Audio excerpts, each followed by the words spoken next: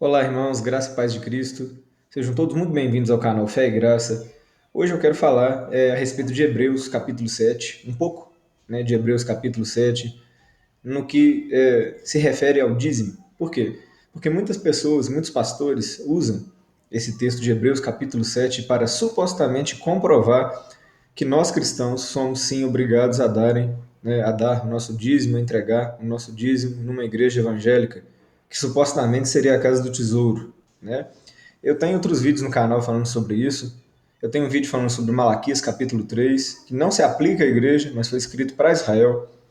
Jesus, em Mateus capítulo 23, versículo 23, que é outro texto que eles usam, onde Jesus estaria comprovando o dízimo, mas Jesus ele fala do dízimo para os escribas e fariseus. Nem eu nem você, irmão, não somos escribas e fariseus. Claro que Jesus ia comprovar o dízimo para eles. E também tem um vídeo onde eu falo que se Abraão dizimou, então antes da lei, então eu teria que dizimar também. E é justamente a respeito desse ponto, é nesse ponto, inclusive, que eles se constroem, né, doutrinamente falando, teologicamente falando, teoricamente falando, né, eles constroem essa teoria em cima do fato de Abraão ter dizimado antes da lei. Então seria o dízimo pré-lei, durante a lei e pós-lei? Olha só, eu vou ler aqui para você, Hebreus capítulo 7. Talvez você já escutou este argumento e talvez ele já te convenceu.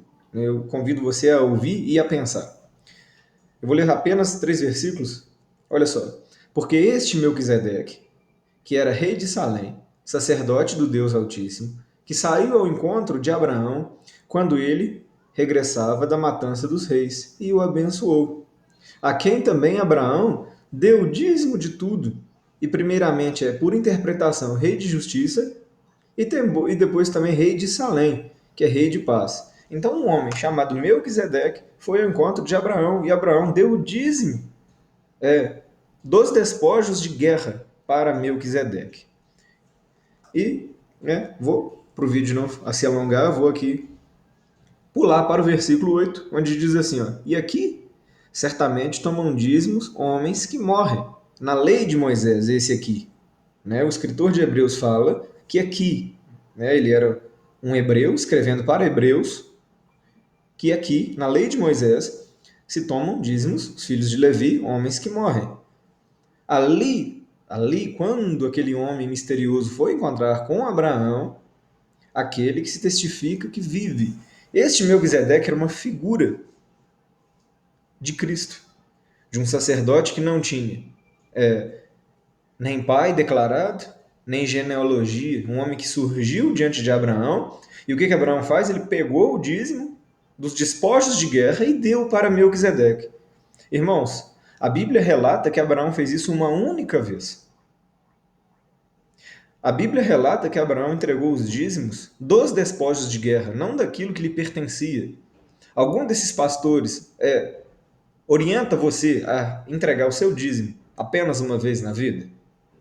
Seria esse acontecimento uma prova pela qual eu devo ser dizimista? Você deve ser dizimista? A Bíblia está nos dando essa ordem, essa orientação? Irmãos, é óbvio que não. Esse texto, ele foi utilizado, eu não vou trabalhar o capítulo inteiro aqui, mas ele foi utilizado pelo escritor de Hebreus para dizer para aquele povo, para aqueles hebreus que estavam voltando para a velha aliança. As pessoas pensam que Paulo, não sei se Paulo escreveu o livro de Hebreus, mas que Paulo e os outros apóstolos, eles combatiam. Eu fico vendo gente falando o seguinte: eu não fui salvo pelas obras, eu fui salvo pela graça. Então as pessoas pensam que Paulo combatia o que estava acontecendo lá no tempo da igreja dos apóstolos. As pessoas pensam que chegavam pessoas na igreja: olha, igreja, vocês são bonzinhos, por isso vocês são salvos. Aí Paulo ficava sabendo disso e falava assim: que absurdo! Aí escrevia as cartas: vocês não são salvos porque são bonzinhos, mas são salvos pela graça. Irmãos, tira isso da sua cabeça, se é isso que você entende. Resumidamente, o que estava acontecendo era o seguinte: havia uma promessa em Gênesis, quando Deus chama Abraão. Eu estou puxando de memória aqui agora, eu não me recordo se é capítulo 13, é por ali. Deus fala assim com Abraão: Abraão, todo macho da sua casa vai ser circuncidado. Irmãos, na lei de Moisés, quem era circuncidado estava obrigado a guardar toda a lei. Aí o que estava acontecendo? Os apóstolos pregavam a graça para os gentios entendiam, passavam a crer em Jesus, assim como eu e você. Aí chegavam os judaizantes, os judeus que tinham entendimento fechado e pensavam que os irmãos seriam obrigados a guardar toda a lei. Aí esses judaizantes, eles só tinham o Velho Testamento escrito, não existia Novo Testamento escrito. O que eles faziam? Eles chegavam na igreja dos gentios e falavam assim, então quer dizer que agora vocês são herdeiros da promessa? Vocês são filhos de Abraão, então? Aí o que os gentios falavam? Somos. E os judeus pegavam esse texto lá em Gênesis, mostravam para eles, então se vocês são descendentes de Abraão, vocês vão ter que circuncidar. E quem era circuncidado, irmãos, tinha que guardar os 613 mandamentos da Torá. Aí Paulo, ficando sabendo disso, ele entendeu que isso deturpava o evangelho de Cristo. Aí é onde ele fala que nós não somos salvos pelas obras da lei, os 613 mandamentos, mas nós somos salvos pela fé em Cristo Jesus. O texto de Hebreus, o escritor de Hebreus está usando essa comparação, pois se Abraão e Levi estavam ali nos seus lombos, né? Levi foi bisneto de Abraão. Abraão teve um filho chamado Isaac, e Isaac teve um filho chamado Jacó, né? E Jacó teve 12 filhos, no meio deles Levi. Então Levi estava ali simbolicamente pagando dízimo para Melquisedeque. Ali era um símbolo de que o sacerdócio de Jesus é superior ao levítico, né? Ao sacerdócio de Levi, à lei de Moisés. Né? A graça, a aliança de Cristo, ela é uma aliança superior. O escritor de Hebreus está usando esse texto para isso. Mas se você não está satisfeito com esse argumento, em Atos dos Apóstolos, capítulo 15, eu vou aqui ser mais breve possível. Esse é um assunto sério, um assunto que gera muita polêmica. Eu vou ler aqui 2 versículos de Atos 15. Você pode ler na sua casa. Estava tendo esse problema que eu acabei de explicar para vocês. Os judaizantes querendo obrigar os gentios, as pessoas de outro país, a guardar o judaísmo. Aí os apóstolos se reúnem.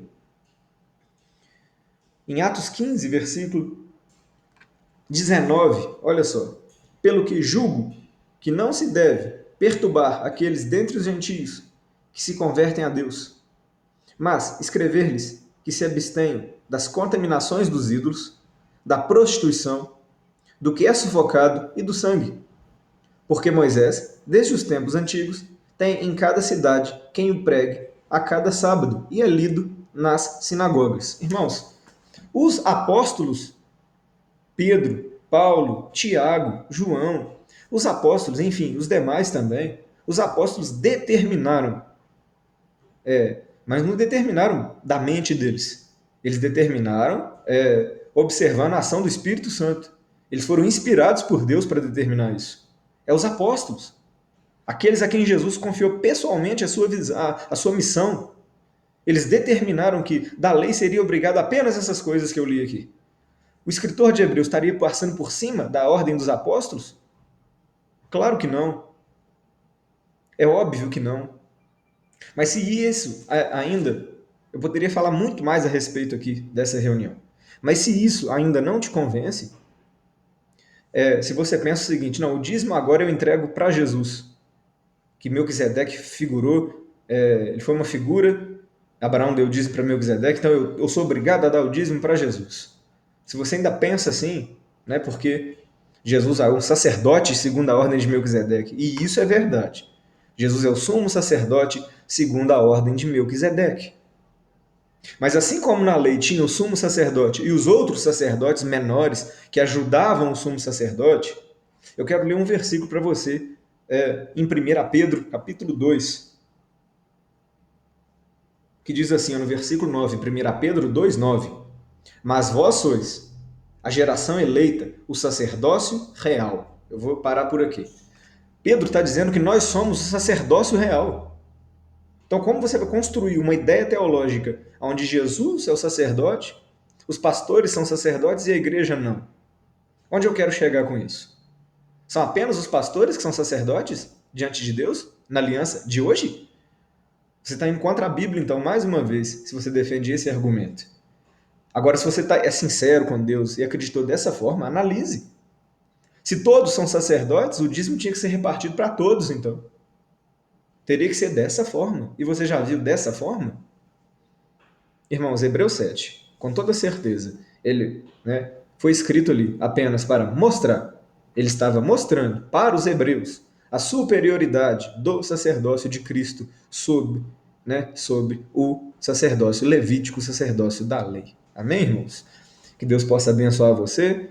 Se inscreva no canal, deixe seu joinha para ajudar na divulgação desse conteúdo e que Deus abençoe a todos, em nome de Jesus.